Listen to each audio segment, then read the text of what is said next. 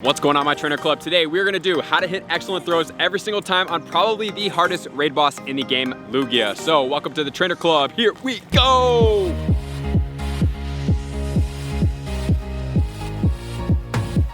Welcome back, everybody. Let me know in the comments below, how are you doing with catching Lugia? Did you get a shiny? I know it is going to be quite challenging because Lugia, in my opinion, is the hardest Pokemon to catch in the game because of the attack animation and how you have to time it. It's very difficult, not easy to accomplish. So today we're gonna make sure you hit excellent throws every single time to make sure you can catch them.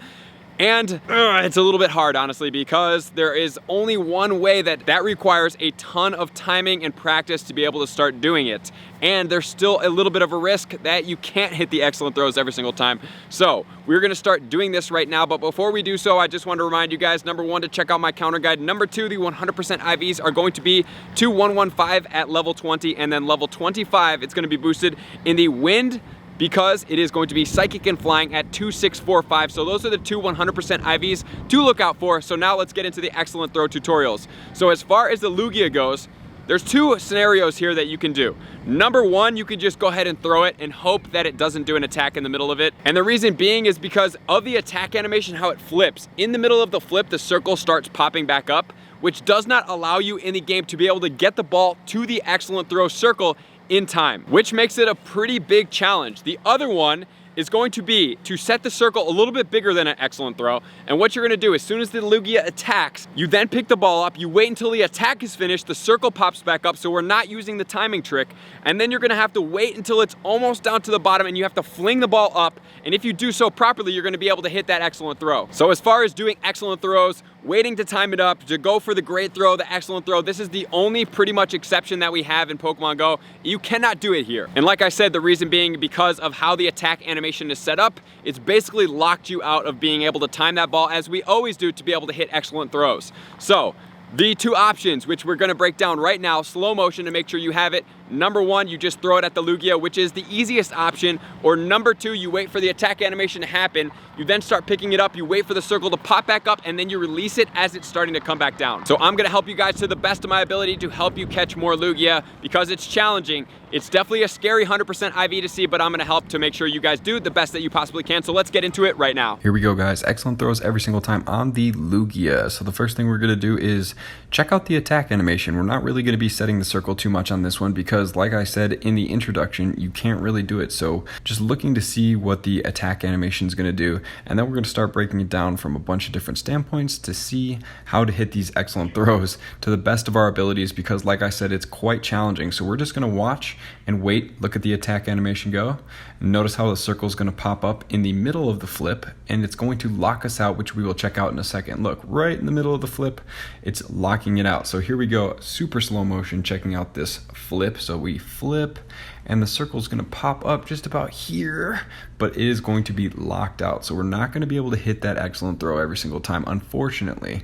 So we're going to go one more time so you can see it, and I just want to point this out exactly where it is, because I want you guys to understand, boom, why we cannot hit excellent throws, because he's still so far up in the attack animation, the ball is like physically not even able to get to the Lugia to be able to hit it.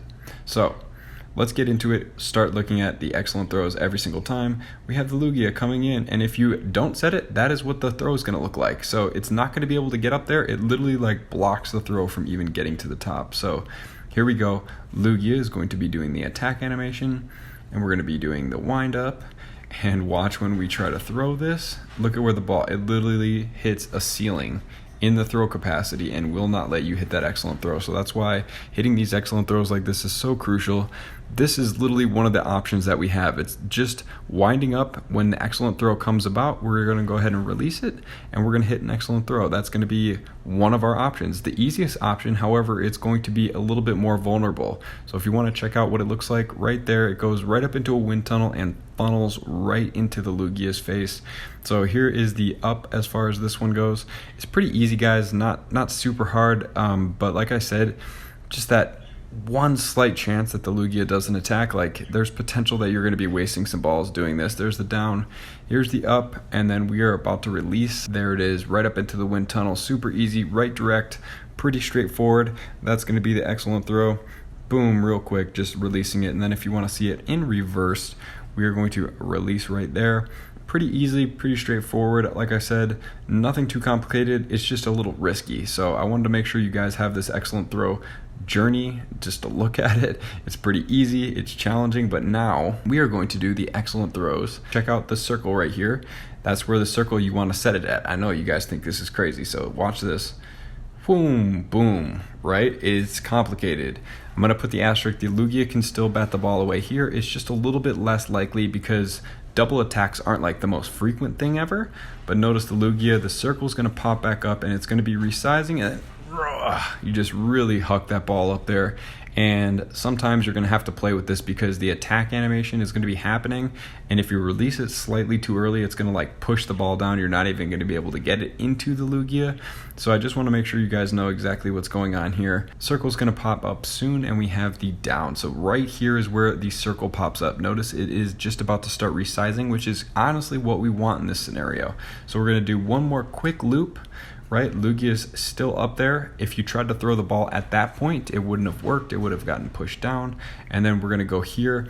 This is going to be the down before the release, and then boom, the release. And notice how the Lugia's arms are coming up. It's sitting back down in the moveset. It's ready to go, and then throwing it, bang. Right there is going to be that excellent throw that we're looking for.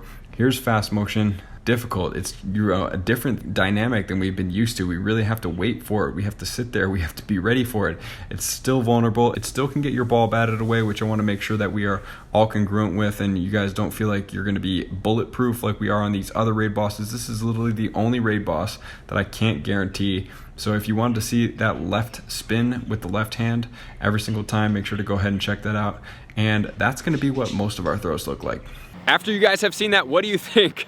Honestly, definitely hard, right? It's challenging. You guys tried to catch Lugia. It's definitely not the easiest Pokemon to catch every single time. So now we're gonna break down how do the berries have an effect on Lugia when catching it, because we wanna have the best chance that we possibly can get, which means you're gonna have to use the right berry for you. So let's check that out right now. If we start at the very top with a normal throw, nothing onto it, it is a 2.17%. So I just wanted to make a quick note here that the pineapple berry is the exact same as using no berry because it does not have an increased catch rate bonus as do other berries. So the raspberry is a 1.5 times multiplier, the golden raspberry is a 2.5 times multiplier, and the silver pineapple, which is a newer berry, is a 1.8 times multiplier. So it is in between, not directly in between, but a little bit increased from a raspberry, definitely decreased from a golden raspberry, but then you also get the double candy. So this is one thing that you may want to take into account. If you really don't like the Pokemon, you may want to go with a regular pineapple berry, but that's literally like using no berry. So if you did a normal with no curve, it's a 2%,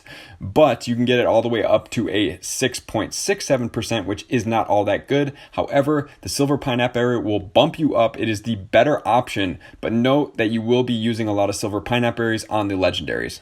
If we then add a berry, a raspberry, and let's say we were to do a great throw with a curveball, we now have 8%. However, if you notice, the top left is going to be the least percentage chance of catching it. All the way to the bottom right is going to be the most chance. So the ultimate thing you can possibly do, that's why I teach you these excellent throws, is golden raspberry, curveball, excellent throw, because it's going to make the biggest difference. It's going to go from a top left 2.17% all the way to the bottom right of a 15.85%, almost 16%, which is absolutely mind-blowing, the difference, because you do this every single time. I'm telling you, you guys think like, oh, I caught it on a bunk throw, like, but all the bunk throws you're not always going to catch it on. That could have just been like a glitch that like, hey, I didn't hit it, but I had a golden raspberry, right? I threw a curveball, so I'm at an 8.9%. That's pretty good compared to doing nothing with no berry at a 2.17%. So just with the golden raspberry and only a curveball, you're getting an 8.9%.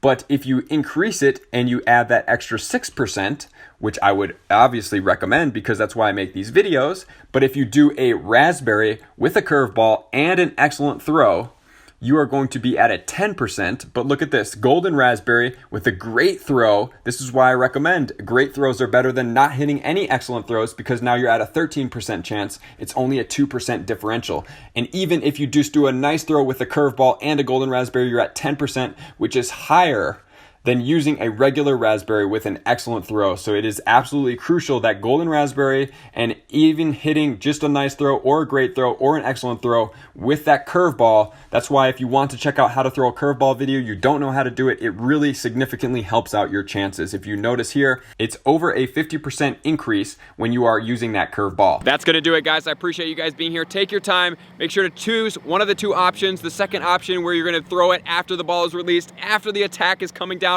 is definitely gonna be the more challenging one, but you can do it. I do it. I try my best, but sometimes it's just easier to just throw it and hope that the Lugia doesn't do an attack in it. So that's gonna do it, guys. I appreciate you guys for being here. All my likers, commenters, subscribers, and Patreon members for taking their subscriptions to the next level. I'm gonna see you out on the next video. Peace.